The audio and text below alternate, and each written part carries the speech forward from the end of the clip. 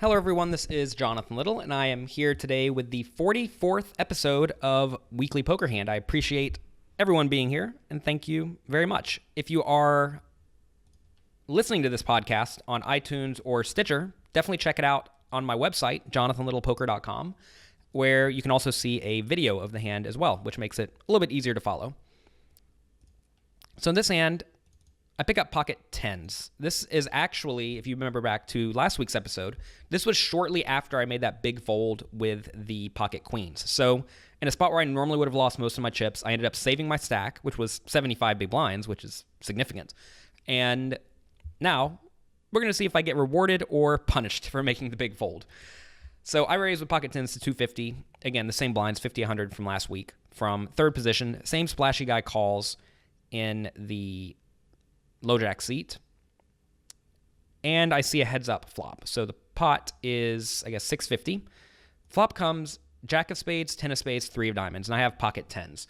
So this is actually a play I really like to do in cash games, especially whenever you whenever you don't mind if you lose your stack. What I like to do is I like to continuation bet, as I would with my whole range.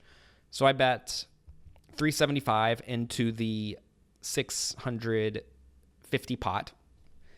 I guess it's worth mentioning that if the stacks were shorter, I'd probably be betting smaller, but we are still very deep. And when my opponent raises to 875, I think this is a spot where a lot of players re-raise small to around 2,000, or they call. And I think both of those plays are actually very inferior to going all in. And if I was playing a cash game, I would be going all in the spot with all of my draws, my good draws at least, pretty much any flush draw plus any sort of straight draw or overcards. Like say I had ace 4 of spades, I'd be shoving. If I had king 4 of spades, which I probably wouldn't raise from the spot, but if I did have king 4 of spades, I would probably shove that as well. I'd be unhappy about it, but I think I'd still shove it. And if you're going to be shoving your draws, you also want to be shoving your premium made hands. And especially against a guy who is splashy, as I noted my opponent was, these type of players are very prone to call with a lot of their pretty good but not amazing hands, and they're very prone to raise with either their draws or their very strong made hands. Most of the time. Of course, some splashy guys like to raise, but I remember this particular opponent, he liked to call most of the time, and because he raised, that made me think he either has a big draw, which I actually don't care if he folds, right? If he shows me 8-7 of spades, I would say, let me go in and you can fold. I'd be happy with that, because my opponent has a ton of equity. And if he had something like pocket threes, I of course don't want to call or re-raise small, because that may allow him to get off the hook if a bad spade comes on the turn. So this is a scenario where I think shoving is by far my best option, and it's something I don't see a lot of people doing with very deep stacks. In cash games, I think this play is also very good because a lot of people are going to think you're trying to push them off of their hand with a draw, and so they're going to look you up with a lot of made hands. I mean, this is a scenario in cash games where people are going to call off with stuff like queen jack because they think, oh, this guy's clearly has a draw and I beat a draw, so I have to call. But they're not really thinking that actually your shoving range is premium made hands and also premium draws. And against that range, top pair's in very bad shape. So I definitely love the play of going all in cash games and in tournaments, but not quite as much in tournaments because usually the stacks are either very deep or very shallow, one of the two, and here we just happen to have roughly 75 big blind stacks like a typical cash game is. So I like this play. I think it's good, and I think it will get called by a lot of marginal hands. You'll find that in tournaments, though, a lot of people will fold out their marginal top pairs, so for that reason I don't love the play quite as much in tournaments because no one really wants to risk their stack with queen jack. But in cash games where people can just rebuy, I'm very, very happy to make this play with my premium hands as well as my premium draws. So my opponent does call. He has jack 10, so like I said, he's never getting away from this hand.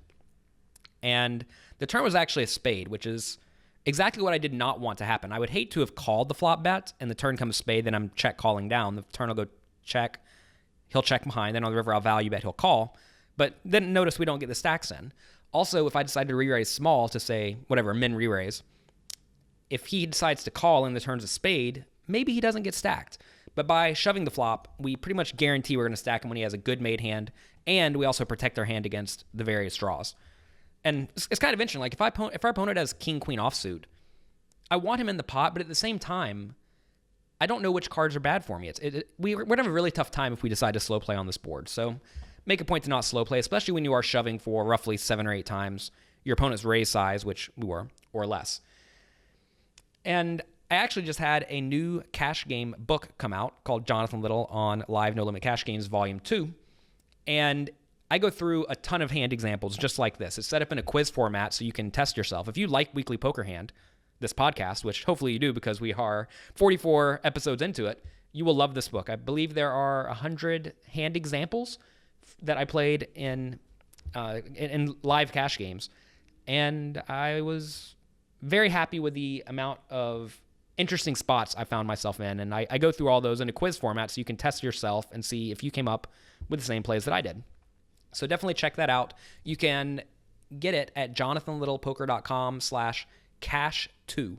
So CASH, then either the number 2 or TWO. It doesn't matter. So jonathanlittlepoker.com/cash2. It's hard to say that. It's a tongue twister. And check that out. And you will see me making this play from time to time in this book and in cash games as well in general. And I definitely love it. And it's more applicable to cash games and tournaments. But sometimes in the exact right scenario, you will find spots like this in tournaments. And this is one of them.